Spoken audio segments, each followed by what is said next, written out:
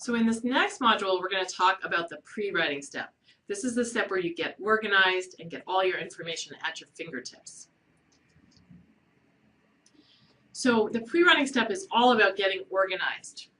So I'm going to try to get you out of the habit of trying to write and gather information simultaneously. So I already talked a little bit about this before, but I love to tell the story about when I was a graduate student. So whenever I was working on a manuscript as a graduate student, if you walked into my office, you would see that my office was kind of blanketed with papers. So there'd be like 3 papers on the printer, 2 on the filing cabinet, 3 spread out on the floor behind my chair, a couple papers spread out under my desk, a couple papers spread out over my desk.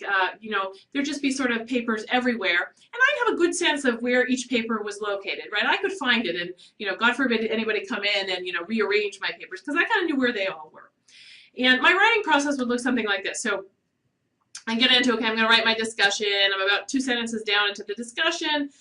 And now I need to get a piece of information from that clinical trial by Jones et al. Where is that paper? Yep, that paper is on the top of the filing cabinet. Okay, pull the paper down, rifle through it. Oh, look at that, I already highlighted that fact. Great. So I got that fact now. I'm going to put the paper back carefully where I got it from. Now I'm going to type that piece of information into my paper. And it would be this really long, drawn-out process. Notice how I wasn't doing any writing in that whole step. I was just kind of looking for information. Now, I've dated myself a little bit because I realize that people don't use hard copies anymore, but there is a digital equivalent to this where you're toggling between Google and PubMed and email and whatever else to gather your information. So as I said before, it's just a really, really painful way to write. I used to procrastinate writing when I was a graduate student. I really dreaded having to go into write because it was this long, drawn-out process. So I'd go on these long bike rides and things. You can do that when you're a grad student, you have more time. So the idea is, though, that eventually, as I got more serious about writing, I evolved a process that is a much better, more efficient way to write. And I'm going to talk a little bit about that process. But you want to get organized first. So you want to get all of your information, organize it, and have it at your fingertips before you sit down to write the first draft. And what that looks like for me is the following. And you're each going to have to come up with your own system that works well for you. But my system is something like this now. When I get a manuscript, you know, I'm kind of collecting manuscripts. As I get manuscripts, as I find them, I'll kind of skim through them, read through them. As I'm reading through them, I'll figure out, you know, exactly what facts and information and statements I think are important and that I'm going to be referencing in my manuscript. Or if I, you know, it doesn't even have to be a manuscript, if I'm sometimes, you know, writing pieces. So I will take that piece of information and immediately put it into an ongoing Word document, a single Word document. So I'll just, you know, say, okay, this is the percentage, this is the statistic they found, I'll put the reference. So I'll gather that piece of information, put it in my little ongoing Word document with the reference. Then I'll take that paper and I'll kind of have a sense of where that paper, you know, fits in. I'll categorize it in some way. So if I'm looking at, you know, clinical trials versus observational studies, I might write on the top of it, this is, you know, clinical trials 1, and then I'm going to put it in a manila folder, either, you know, a real manila folder or an electronic one.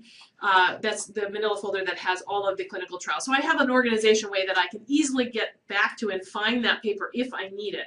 In an ideal situation, I actually never end up needing to go back to that paper except, you know, a few papers I have to go back to. But for the most part, I've already got the information out that I need.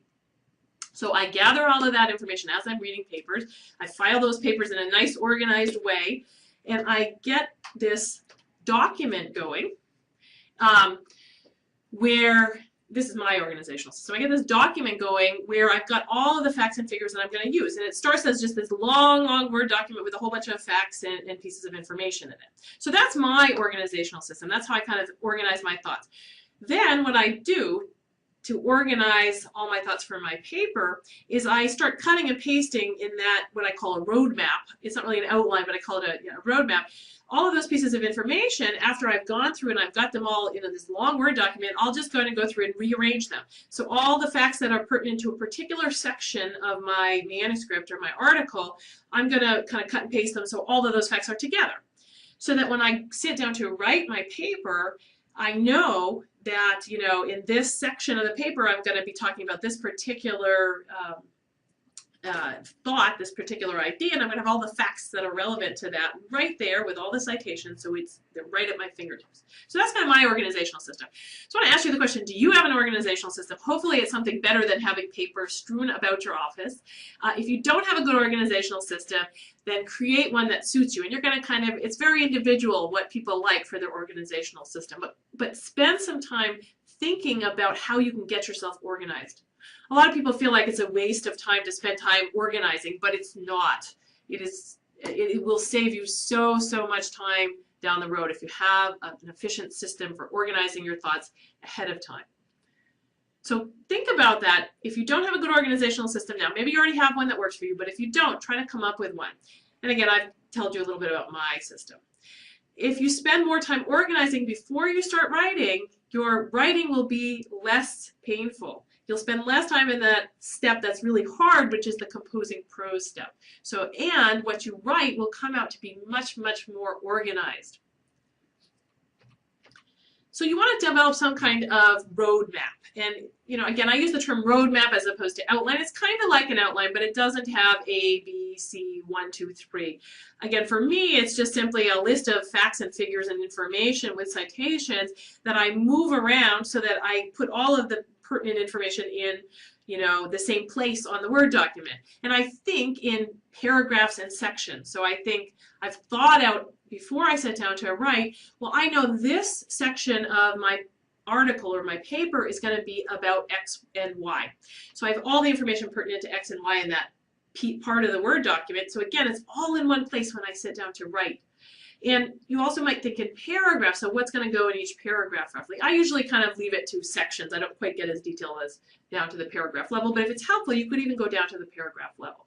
So I'm going to give you just show you an example of one of my roadmaps. I took a screenshot and it's going to show you what a roadmap looks like for me. Notice that my Word document is here, we're at page 33. This Word document is probably 60 pages long. I'm just throwing things into the Word document as they come along. I'm not going to end up using it all in the end of the day, but when I rearrange it and put it all in the right bins, I'll at least know all the information I have. A lot of it won't actually make it in my article, but it'll be the background for my article. So I was recently writing an article about how biostatistics is a hot field right now. That was a particularly enjoyable article for me to write, since the other thing I teach at Stanford besides writing is I teach statistics, specifically biostatistics. So I knew I was going to have a section in that article that was it was a little historical. It was going back into the 1920s up to the 1970s and talking about some of the history of biostatistics. And so when I'm doing a story like this, was a feature story, so I actually was able to use quotes. I interviewed people and I had a lot of quotes. So a lot of what was in my roadmap was just quotes from people that I've talked to. So I have all these quotes that I knew I wanted to go in that section. And some of them I highlighted because I was sure that they were going to make it in. And indeed, a couple of these quotes actually did make it into the final article. So this is Brad Efron talking, and he says, "People blundered around for 2,000 years trying to decide whether A was better than B." That was a great quote. That made it in the article. And then he had later said, "The general attitude that you ought to be quantitative and comparative in your thinking in medicine is a very powerful idea that isn't natural to doctors," or at least it wasn't from the Greeks on into about 1930. So both of those quotes actually ended up in the article, in this section of the article. And then I was going to give some specific examples, some specific people, and I put all the details about, there was a specific example of a radiologist working on transforming Hodgkin's disease into a curable disease. So there were some details around that example that I wanted to have at my fingertips, the names of the people involved, the dates. So I put all of that there. And that all became that section of the story. And so in fact, when I sat down to write that section, I wrote it like that. It was very quick because I already knew it was going in that section. It was just a matter of putting it into prose. So this is a way you can really make your writing more efficient. Now, another thing that I like to talk about in terms of the pre-writing steps. So one is just gathering all your information, organizing your ideas, getting some kind of crude outline or roadmap. Another thing you can be doing during the pre-writing step, actually you can be doing throughout the writing process, but in particular in the pre-writing step, is doing some brainstorming and some thinking about your piece away from the computer.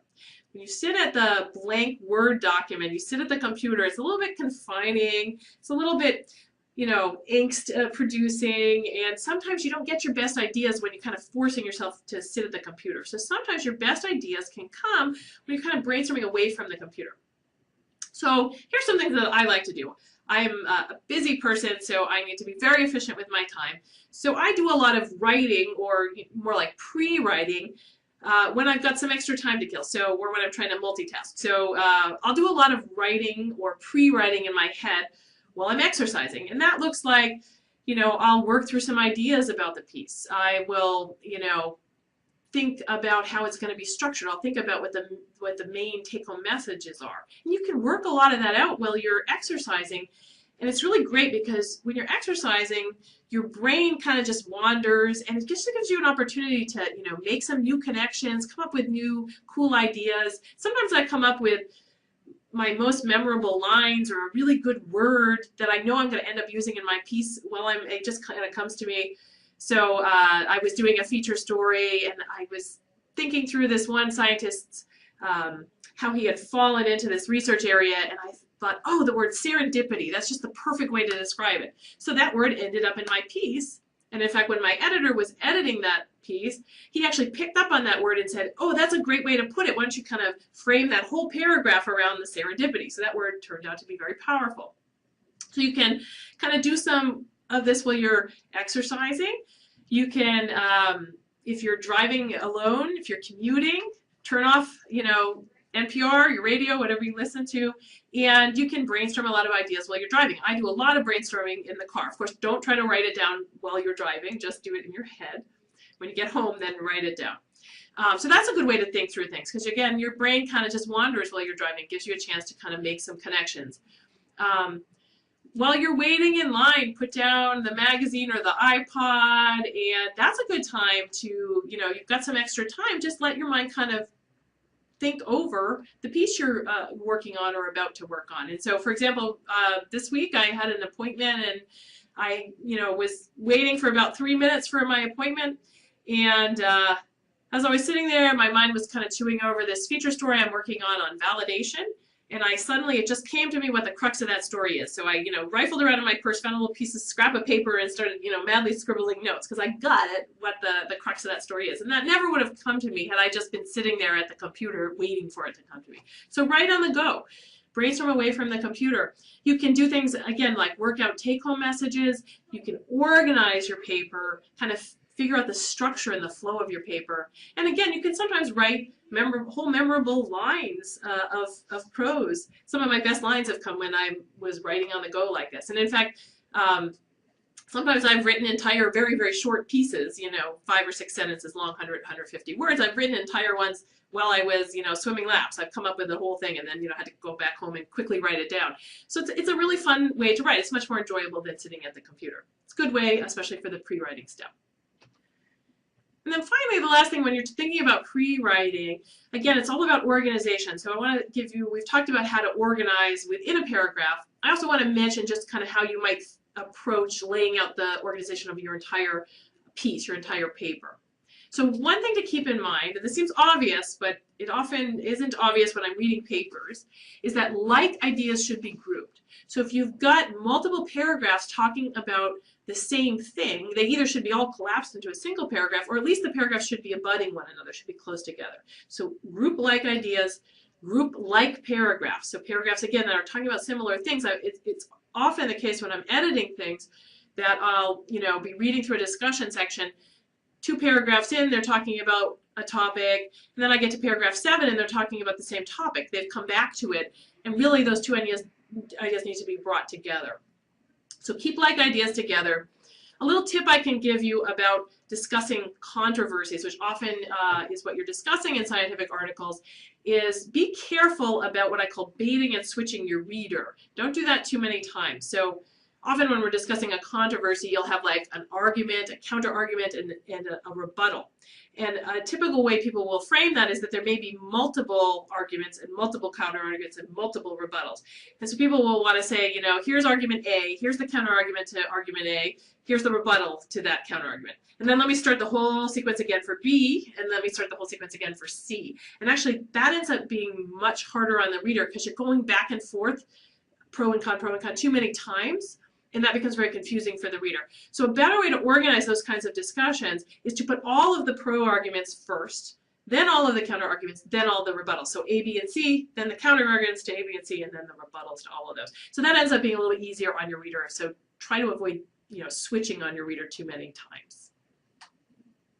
The preceding program is copyrighted by the Board of Trustees of the Leland Stanford Junior University.